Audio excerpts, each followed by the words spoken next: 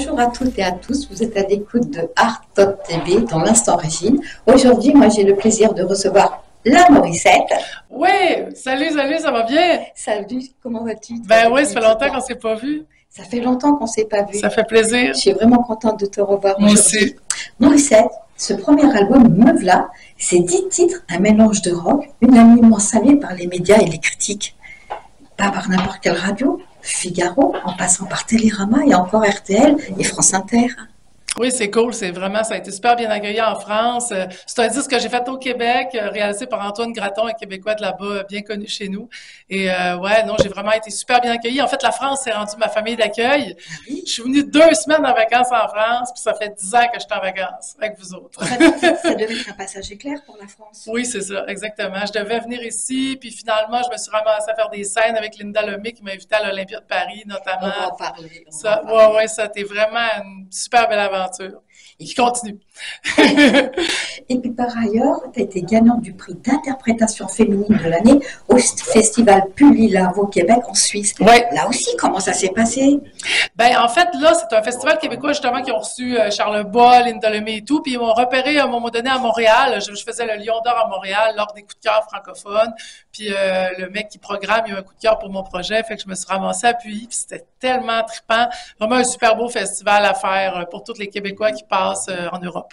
Mais s'il n'y avait que ça, tu as également remporté la médaille de vermeil de l'Académie des arts, sciences et lettres de Paris pour le rayonnement de ton œuvre à travers la francophonie. Ouais. T'as complètement tout décapité, si je peux dire. Ben, j'ai été chanceuse, puis j'ai aussi trouvé un public chez qui ça résonne mon art, parce que c'est ça aussi, l'important, c'est de rencontrer son public, là. Fait qu'au final, c'est un peu ça. Puis, ouais, je pense que c'est important aussi de faire de la chanson aussi à l'international, d'exporter aussi notre art, finalement, au Québec. C'est important qu'on se fasse connaître ici, parce que il y a plein de Québécois de chez nous qui sont pas connus, malheureusement, en Europe. C'est dommage.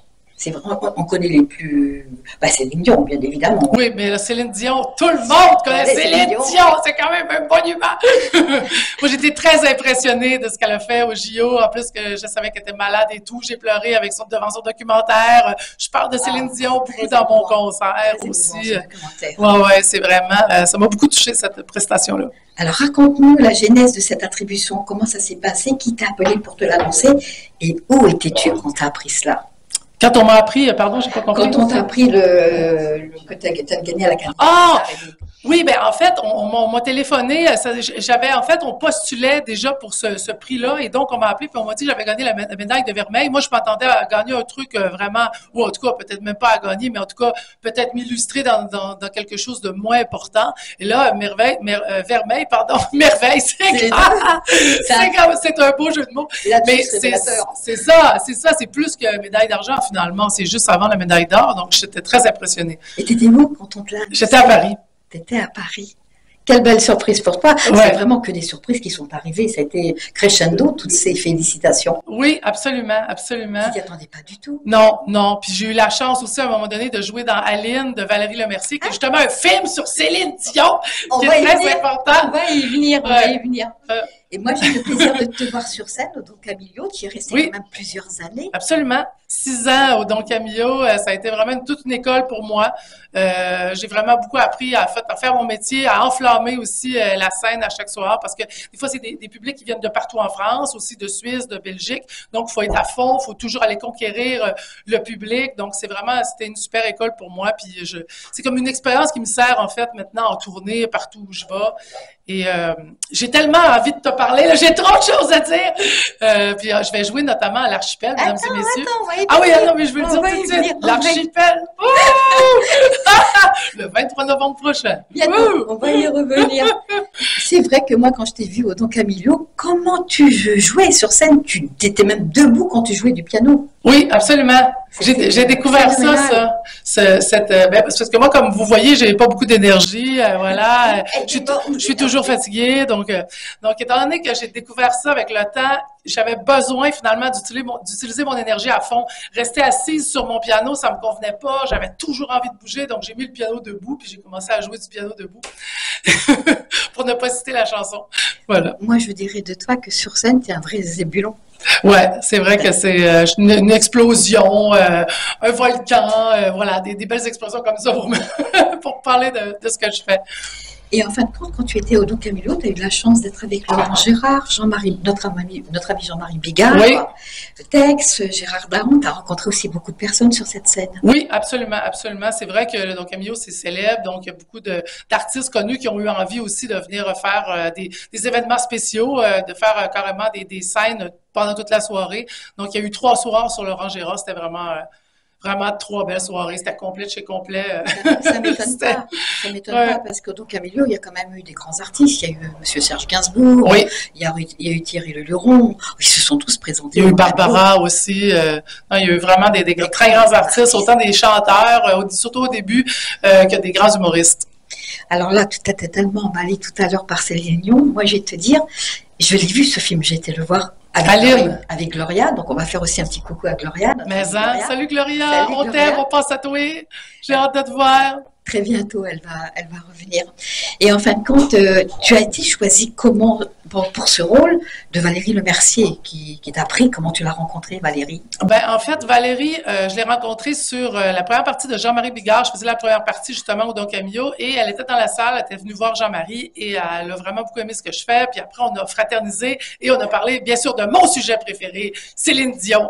Et puis elle était en train d'écrire finalement à Lynn et elle me l'a proposé un peu cette soirée-là. Puis je pensais, au début, je savais pas trop si c'était sérieux. Puis finalement, elle m'a rappelé 9 mois plus tard. Donc, j'étais tellement contente. Ça a été une première expérience pour moi au cinéma. Puis j'espère que c'est pas la dernière parce que j'ai tellement aimé ça. J'espère jouer un rôle aussi un jour peut-être plus proche de ce que je suis moi dans mes scènes. En fait, quand je fais un peu du one-man show sur scène.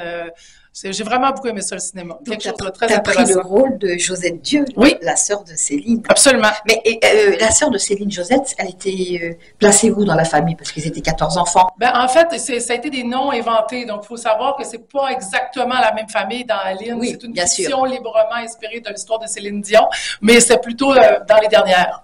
Alors moi, j'ai beaucoup aimé ce film, mais quelque part, quand je suis sortie, il m'a laissé un goût de tristesse. Oui, c'est sûr qu'il y a quelque chose qui est vrai, en fait, par rapport à Céline, qui est très sincère. C'est la solitude qu'elle peut ressentir, en fait, dans sa vie, qui est tellement remplie de gloire, de tout, finalement. Elle est seule. Elle est très seule. Puis là, par rapport à la maladie, quand justement elle est tombée malade, on voyait ça aussi dans le documentaire, ce sentiment-là d'être coupé du monde, d'être finalement vraiment, c'est fou de se rendre compte de ça, à quel point on est seul, mais qu'on a tout en même temps, tout ce que tout le monde voudrait avoir. Et elle ne disait pas qu'elle était malade. Elle disait que je mentais à mon public et j'en ai eu assez de mentir à mon public. Oui, c'est vrai.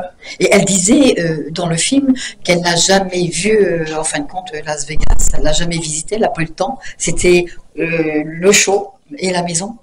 C'est ça, c'est exactement ça. C'est ça, c'est le paradoxe, en fait, d'être un peu, quelque part, t'es une bête de scène, t'es soir après soir sur scène, donc en plus, elle avait des enfants, donc à un moment donné, il y a 24 heures dans une journée, il faut privilégier ce qu'on fait, puis mais c'est une grande femme, Céline Dion, je l'aime beaucoup. C'est une grande femme. Je suis très, très fan. Tu disais que tu avais aimé jouer dans ce rôle-là et que tout à l'heure, tu aimerais jouer dans d'autres rôles. Ouais. Quel est le style de rôle que tu aimerais interpréter? Ben c'est ça. La prochaine fois, j'aimerais ça avoir quelque chose de peut-être un peu plus près de ce que je fais dans mes concerts, parce que dans mes concerts, c'est des concerts, mais c'est aussi un peu du one-woman show, c'est-à-dire que je parle au public directement. J'adore casser le quatrième mur, comme on dit dans le jargon, de vraiment prendre quelqu'un à partie, un peu comme justement on fait en humour. Et c'est vrai que j'espère un jour pouvoir faire au cinéma un peu ce que je fais sur scène finalement, même s'il y aura, ça va être bien sûr, je vais être dans un rôle qui va être plus dirigé, mais quelque chose qui est peut-être plus près de moi, peut-être personne plus excentrique comme ce que je peux être moi dans mes affaires. Tu as, et comme tu disais tout à l'heure, on en revient un petit peu, que tu as été à l'Olympia, en fin de compte, tu as connu Linda Lemay parce que tu étais à son spectacle, et là, elle t'a interpellé. Ouais. Ça, c'est incroyable aussi, parmi toute cette foule, elle est venue vers toi, elle t'a interpellé, ça aussi, ça doit être quelque chose d'émouvant. Ben, en fait, Linda, c'est ça, c'est que je la connaissais du Québec, elle connaissait ce que je faisais. Il y avait un ami journaliste qui m'avait présenté à elle et elle aimait bien ce que je faisais. Puis tout d'un coup, j'étais à l'Olympia, puis elle m'a invité à chanter à l'Olympia. Donc, c'est vrai que j'ai été très très surprise parce que j'avais pas le temps de réagir. J'étais dans le public. Donc, il a fallu que je monte sur scène et que j'aille chanter tout de suite, sans balance, sans rien. Et donc, c'était mon premier, presque un de mes premiers contacts. Moi, je dis toujours, j'ai chanté à Lyon et le lendemain, j'étais à l'Olympia. C'est à peu près ça.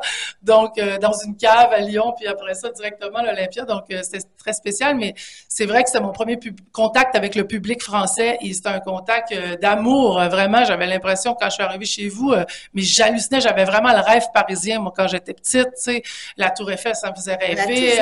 J'étais vraiment l'histoire, l'architecture, l'art, la mode. J'étais, mon Dieu, j'ai toujours voulu être ici. Donc, c'est vrai que Linda a réalisé mon rêve, en fait, sans le savoir au départ. Et là, je vais enlever mes écouteurs, mesdames et messieurs, parce qu'ils m'énervent. Je vais parler sans. Et en fin de compte, c'est vrai que Paris est riche de culture, est riche au niveau de la mode. C'est vrai que Paris, c'est quand même un pôle. Oui, absolument. Paris, c'est vraiment... moi, c'est ça que je disais plutôt, en fait, en coulisses. Je voudrais pas partir de Paris parce que j'adore le Québec, bien sûr. J'adore la Suisse, partout où est-ce que je vais jouer. C'est merveilleux de pouvoir voyager. Mais c'est vrai que Paris, c'est un peu le centre, finalement. C'est un point tournant. C'est facile de rester à Paris, puis après ça, d'aller un peu partout. Mais d'avoir son QG ici, finalement, c'est plus simple pour moi. Ben, c'est-à-dire, à Paris, il y a tellement de salles de spectacle. Oui, absolument. Que tous les soirs, tu peux voir une salle... jouer. Et je crois que sur 365 jours, on n'aurait pas assez pour voir tous les spectacles. C'est ça, c'est ça. Parce qu'ils se renouvellent aussi. C'est ça, c'est ça. Puis c'est ça qui est bien aussi, c'est que justement de pouvoir avoir la chance d'avoir plusieurs spectacles, ça c'est inspirant, ça donne toujours des nouvelles idées de chansons, des nouvelles idées de shows. Là, j'ai commencé justement en parallèle de mon projet un nouveau spectacle sur l'histoire du Québec, donc qui s'appelle Le Québec, c'est au bout. Donc c'est une expression québécoise qui veut dire le Québec, c'est un peu comme au bout de la rue si on veut. Et donc ouais, c'est ça, c'est une idée qui m'est venue justement à force de faire des spectacles, en me rendant compte aussi que les Français avaient un vrai intérêt pour l'histoire du Québec et qu'ils ne connaissaient pas vraiment, finalement. Donc, ça permet de faire des ponts, justement, entre la France et le Québec. Et alors, on va revenir, bien sûr, à la salle de spectacle Olympia. Quand Linda Lemay t'a interpellé, c'était pas pour rien. Tu as chanté une chanson qui s'appelle Michel Drucker. Oui, en fait, j'ai fait plusieurs fois finalement des scènes avec Linda et plusieurs fois l'Olympia finalement dans ma courte carrière. J'ai déjà fait 5 fois l'Olympia en invité et une fois en tête d'affiche. Et il y a une fois qui était très spéciale, c'est qu'il y avait plusieurs artistes dans la salle et il y avait Michel Drucker. Et moi, j'ai écrit une chanson sur Michel Drucker qui est une déclaration d'amour et d'humour pour mon grand animateur qui a justement poussé Céline Dion, qui a fait la première interview de Céline Dion quand elle commençait, dans le fond, quand elle avait 13 ans. Et donc, là, il était dans la salle, puis là, Linda, ben, elle sait que j'ai écrit ça, bien sûr, elle connaît mes chansons. Et donc, elle m'a dit, « Hey, il y a la Morissette, est-ce que tu veux venir nous chanter ta chanson Michel Drucker? » Puis là, j'hallucinais bien raide, comme on dit, je capotais, je suis partie sur scène, là, j'avais le cœur qui... Vraiment, j'avais l'impression que j'allais demander quand même quelqu'un en mariage, tu sais, que j'allais faire la grande déclaration et tout.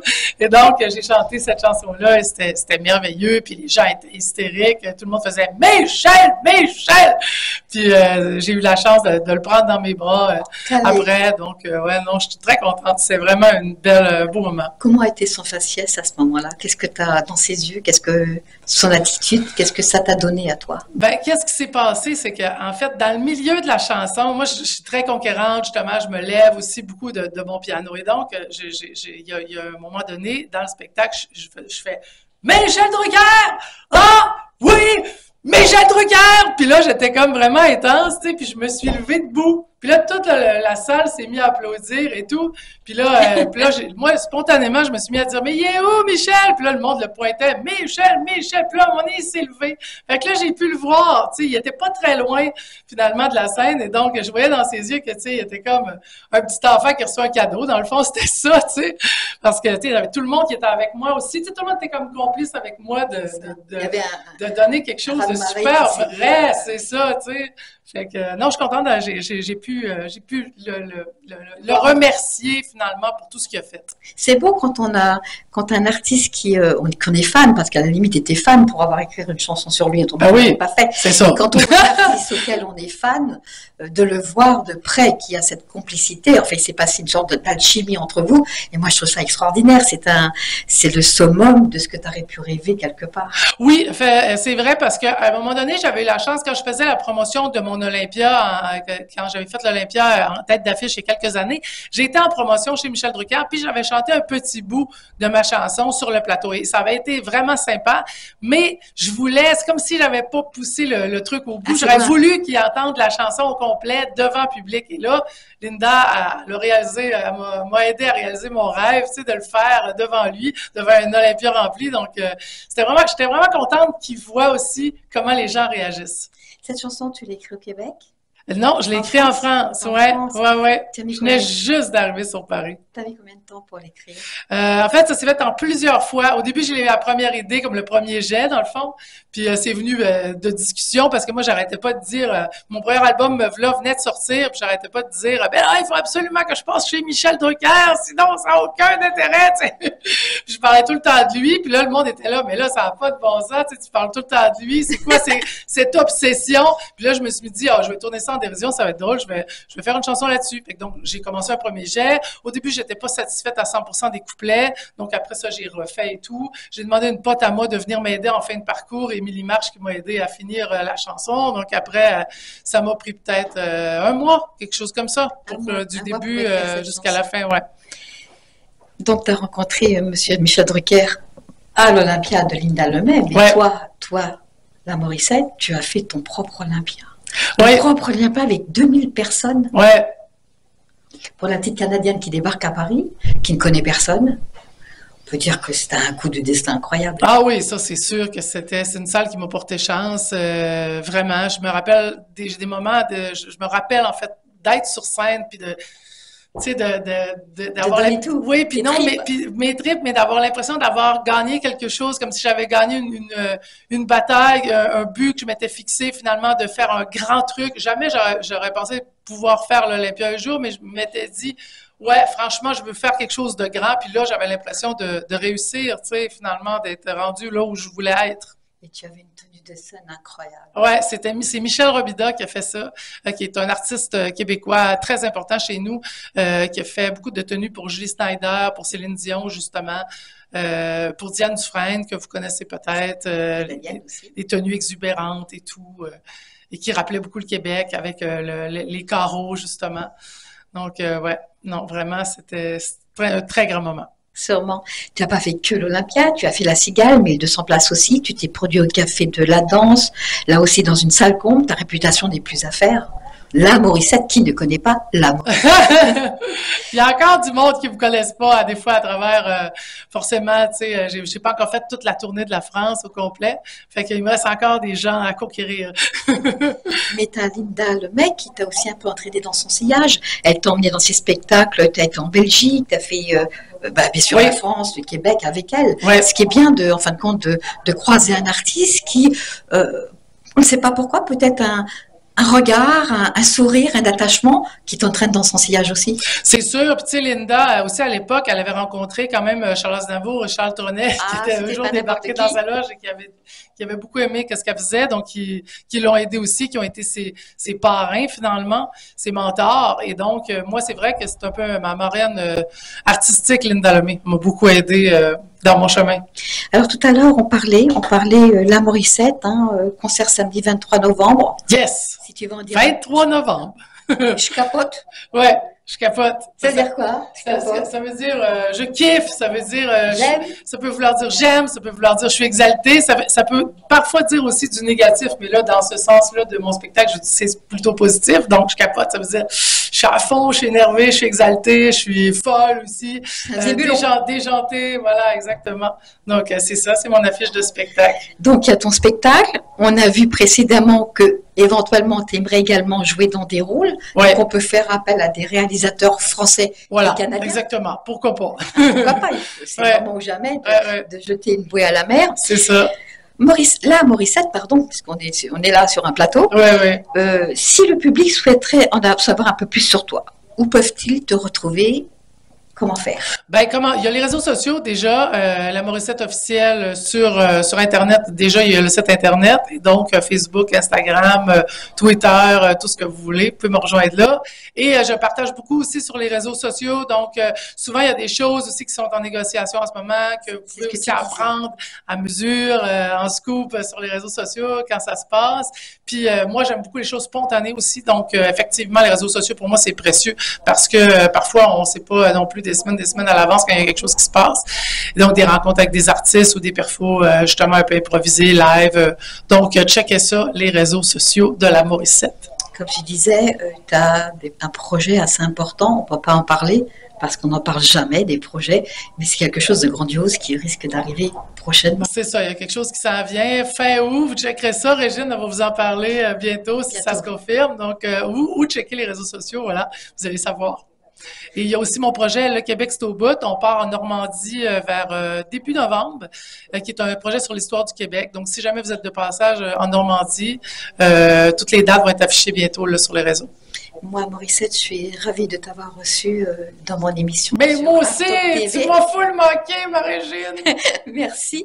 Et on va terminer l'émission sur le teaser promo de la Morissette. Yes, teaser promotionnel de la Morissette sur YouTube. Checkez ça, puis là, vous pouvez le checker en live, donc c'est encore mieux. Je souhaite à tous et à toutes une bonne équipe et je vous dis à très bientôt. Au revoir. À bientôt, ma fille. Le monde est en place, le monde est en place, le monde est en place, le monde est en place. Il y a des artistes, des jeunes artistes, auteurs-compositeurs qui me touchent particulièrement. La Morissette aussi, je ne sais pas si vous en avez entendu parler, comment ça faire sa place aussi. Je viens de la plus grosse, de la plus importante ville du monde. Non, monsieur, c'est pas au Japon, c'est au Québec, là, hein? Geneviève Morissette, qui est une Québécoise que je voulais rencontrer depuis très longtemps. Elle va vous raconter pourquoi. Voici Thierry Garcia, Geneviève Morissette. Toi, sois belle et dis-moi quelque chose qui me bouge. Toi, sois belle et dis-moi quand tu te déhanches.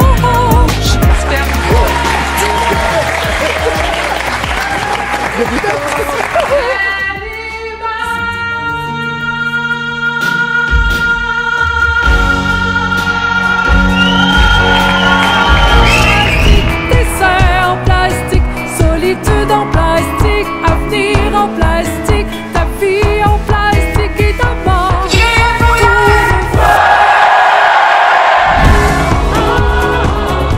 Elle va faire une carrière extraordinaire. Elle était la cigale et ça a été fantastique. Crier pour rien.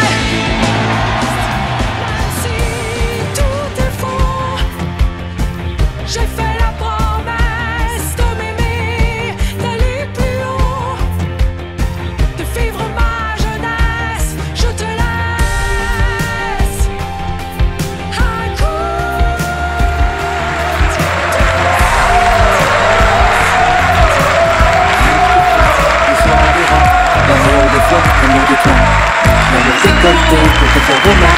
L'amour borderline, bordé de larmes. L'amour que tu bois, l'amour que tu noies, celui que tu retrouves, une fenêtre qui s'ouvre. Tu cours après